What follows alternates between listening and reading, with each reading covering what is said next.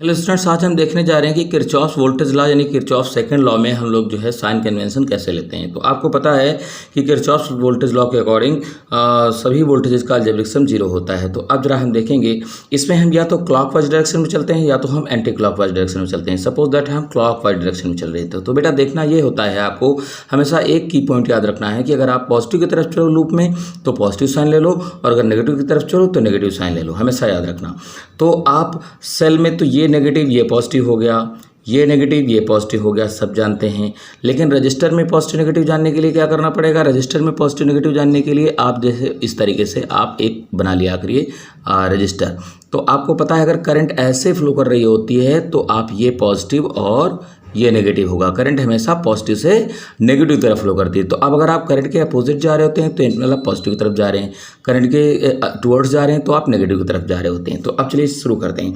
देखिए loop number 1 में हम देखेंगे, अगर हम इस तरफ से ऐसे चलें तो देखो इस सेल में हम किधर जा रहे हैं? पॉजिटिव की तरफ। तो इस वाले सेल का ईएमएफ पॉजिटिव ले लेंगे, यानी कि अगर इसको हम E2 कह दें, अगर इसको हम E2 कह दें तो हो जाएगा E2 पॉजिटिव हो गया। अब इस वाले सेल में हम किधर जा रहे हैं? नेगेटिव की तरफ जा रहे हैं, तो E2 हो गया नेगेटिव। और अगर रजिस्टर्स में देखें तो ऐसे देखो आ रहे हैं, हम करंट के अपोजिट आ रहे हैं, करंट के अपोजिट आने पे पॉजिटिव साइन की तरफ जा रहे होते हैं।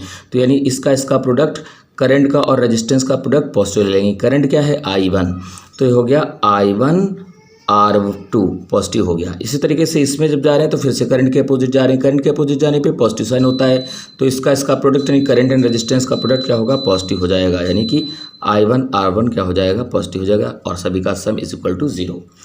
अब लूप नंबर 2 में अगर हम देखते हैं, इसी तरीके से लूप नंबर 2 में चलते हैं। मान लो हम फिर से क्लॉकवाइज डायरेक्शन में चलते हैं, आप किसी भी तरफ चल सकते हो। तो देखो ये माइनस ये प्लस, आप रेजिस्टेंस आप जानते हैं कि इस तरफ से करंट जा रही है तो ये पॉजिटिव ये नेगेटिव।